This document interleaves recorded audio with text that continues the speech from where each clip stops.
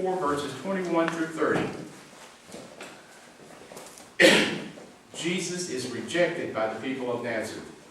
And Jesus began to say to them, "Today this scripture has been fulfilled in your hearing." And all spoke well of him, and wondered at gracious words which proceeded out of his mouth. And they said, "Is not this Joseph's son?" And Jesus said to them, "Doubtless you will quote to me this proverb, 'Physician, heal yourself.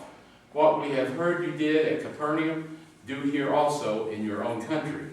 And Jesus said, 'Truly I say to you, no prophet is acceptable in the prophet's own country. But in truth I tell you, there were many widows in Israel in the days of Elijah, when the heavens was shut up for 3 years and 6 months, when there came a great famine over all the land.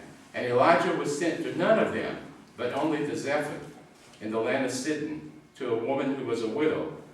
And there were many people with leprosy in Israel in the time of the prophet Elisha, and none of them was cleansed, but only Naaman the Syrian. When they heard this, all in the synagogue were filled with wrath. And they rose up and put Jesus out of the city, and led him to the brow of a hill on which their city was built, that they might throw him down headlong. But passing through the midst of them, he went away. May God add understanding to this reading of the gospel. And you may be seated.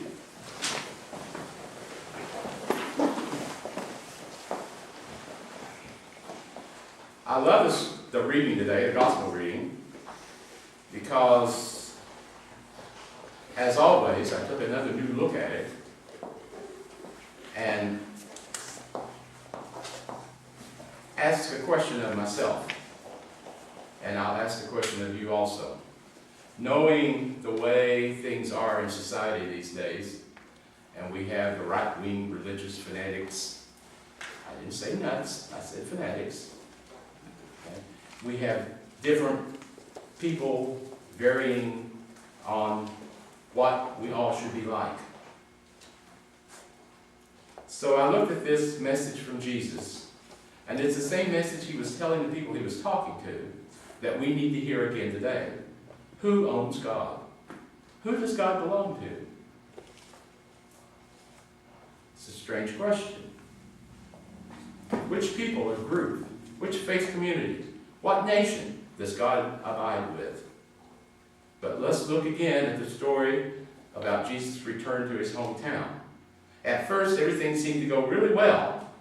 He came in and he spoke, and the people were just amazed. After all, this was the son of Joseph. This is one of the local boys. He's saying some really good things. After that, they talked about what wisdom he had imparted upon them, how graceful he was. He must have been quite a preacher. The home folks were all proud of him. One of their own. So smart. So good. He was quite a figure. They all thought highly of him. Up to a point.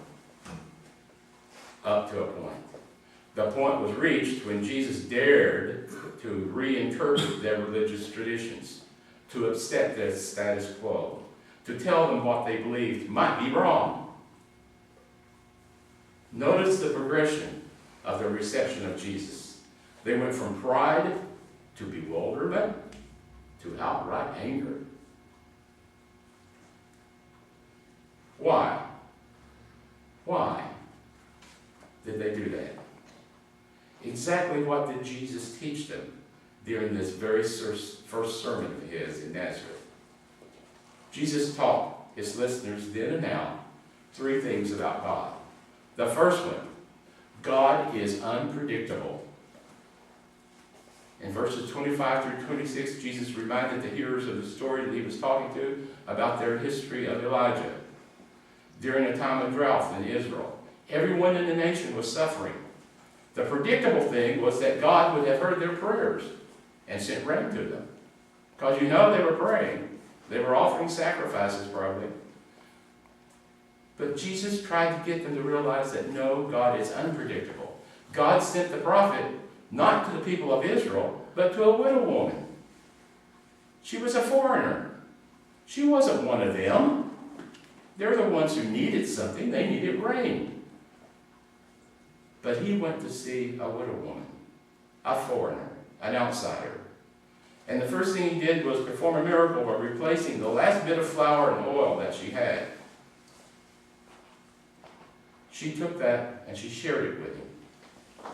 The result was that it multiplied and she had plenty. They had all they wanted to eat, she and her son. A little later, the son died, got sick. Elijah raised him from the dead.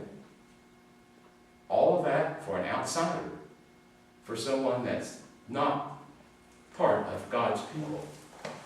Why didn't the prophet help the people of Israel?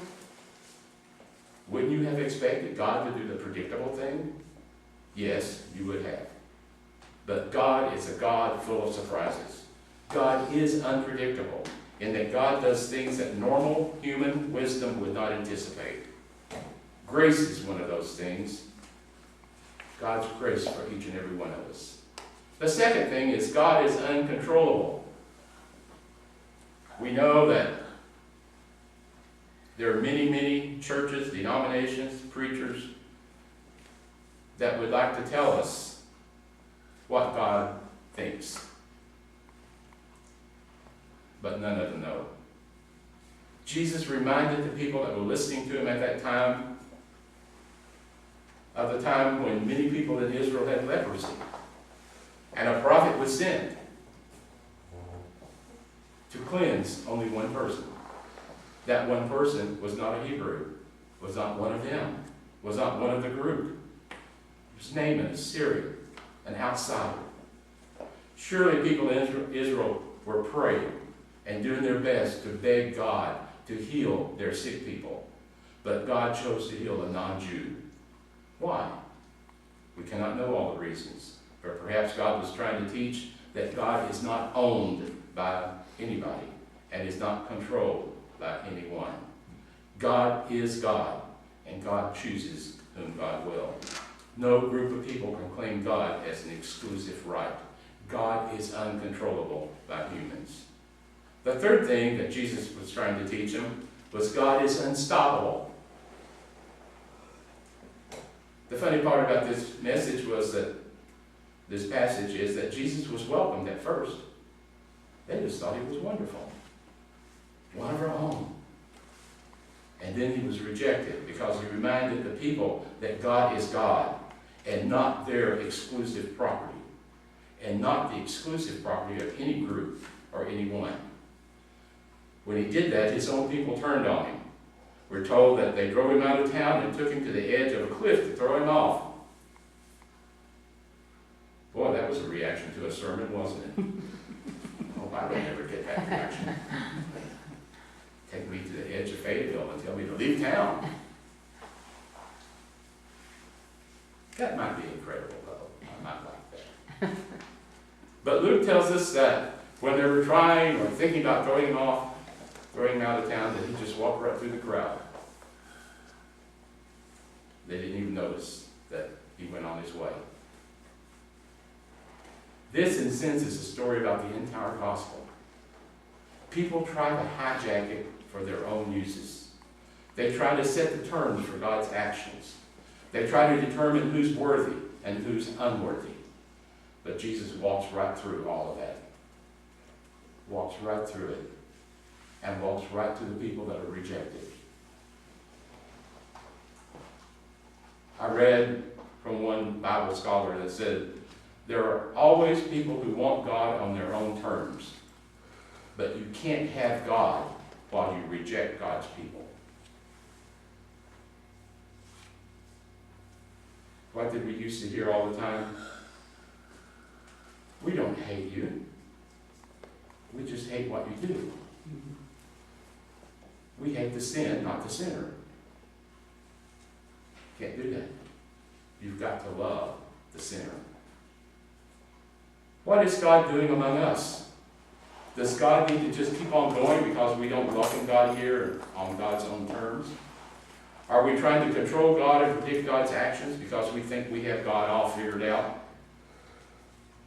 As the people in Jesus' hometown learned, God is unpredictable. God is uncontrollable. God is unstoppable. You see, no one no group, no faith community owns God. None of them. None of us. No religion owns God.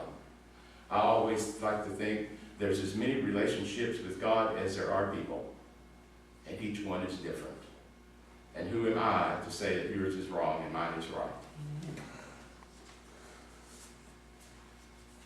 That's hard to do sometimes. And sometimes when I think that, and when I'm praying about it, I think, well, I don't really mean that. Because if someone's being mean, killing someone, hurting someone, then I disagree with them. Okay. But no religion of God teaches us to do harm to someone else. They all teach love. They all teach acceptance. They all teach obedience to God. Now, we may think that this lesson applies to other people and not to us.